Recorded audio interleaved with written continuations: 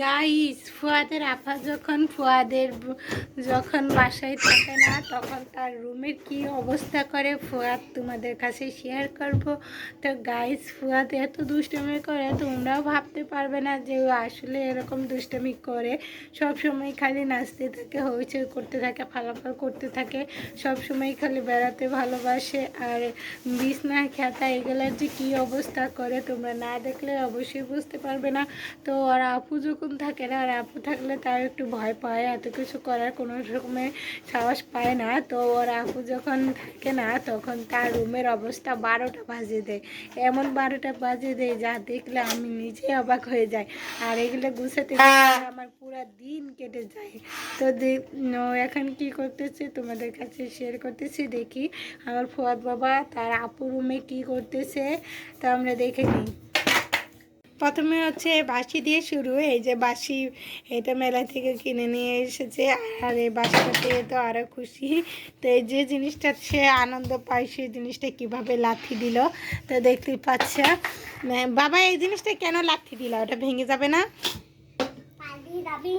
হ্যাঁ, ভেঙে যাবে তো। কেন এভাবে লাথি দিচ্ছ তুমি? হ্যাঁ, আরে আরে আরে, কি সুন্দর। এই যে বাঁশি বাজানো শুরু হয়েছে। আর দেখাচ্ছি, এই যে রুমে 12টা বাজাচ্ছে। এই জিনিসটা হচ্ছে বিছানো থাকে। আর এই যে চাদরটা কিভাবে উঠিয়ে রাখছে, আর বালিশ খাতা এগুলো কি অবস্থা।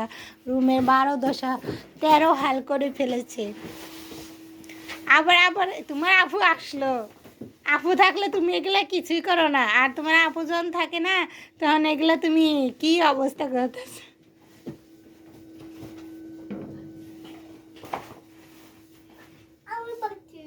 তুমি পাচ্ছ?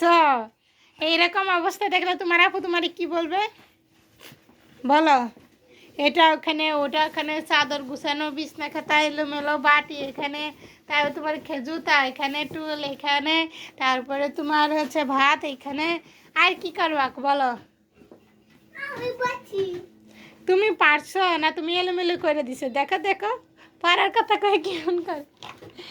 এই পোলা তুমি কই রাখছিলা? হ্যাঁ, তাও কোথায় রাখছিলা? কোনটার ভিতরে রাখছিলা? এই প্যাটটা ঘুষি একবার শেষ করে দেবো এই প্যাটে। দেখ তো। আর আপু জান থাকে না, কি অবস্থা করে দেখছ? দেখো, এগুলা কে পরিষ্কার করবো? এগুলা কে পরিষ্কার করবো? আমি কি কামলা হয়ে রয়েছি? আমি কি দাসী বান্ধব হয়ে রয়েছি যে এগুলো আমি পরিষ্কার করতে যাবো? হ্যালো ভিউয়ার্স, আপনারা দেখতে পাচ্ছেন আমার বাবার দাসী বান্দি।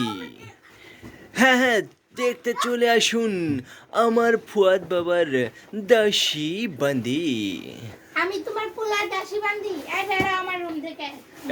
এই যে বাইরে আছে, এই যে বাইরে আছে।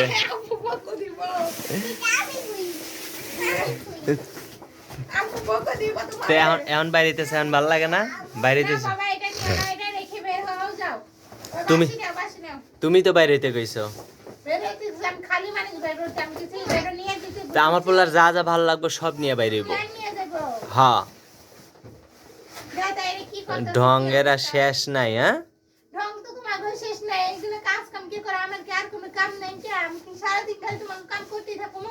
তোমার আর কি কাম আছে?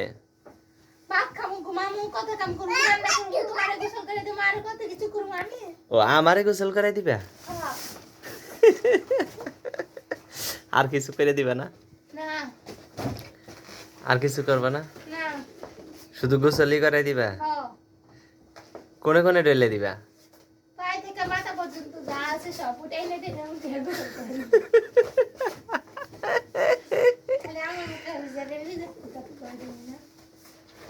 আমিও তোমারে গোসল করাই দিব মনে। দুইজন দুইজন রে গোসল করাই দিব। পরে আবার কিছু কইবা না তো? সমস্যা নাই। কি মজা।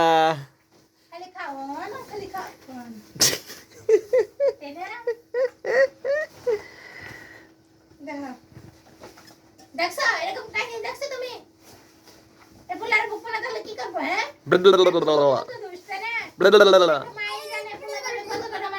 কত কষ্ট করে মানুষ করে, মানুষ কি জানে? তোর চল খালি মানুষ বালতে নিতে ইচ্ছে করে না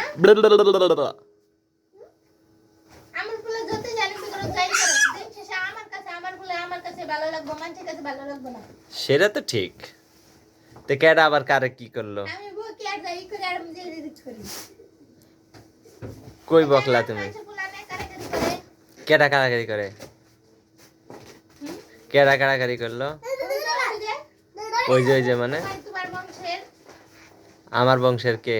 তোমার বংশেরই তো ওই যে ফুল লোকুলে নিতে দিনে দিকে ফির কোলে নিয়ে বিল ঘরে ভিতরে ঢুকে দিয়েছিল তো কিছু কম নাই কে?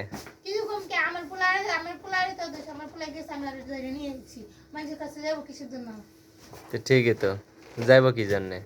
কিছু তোমার কি কোনো কিছু আবার কুলে রাখা মাথায় রাখা শুয়ে রাখা যত কিছু করা ওরাই তো আমি সবসময় কুলে রাখা আর পিছনে কালে নেজর দাঁড়িয়ে থাকি তো তারপরও যাই কে? দোষ তো তোমারই।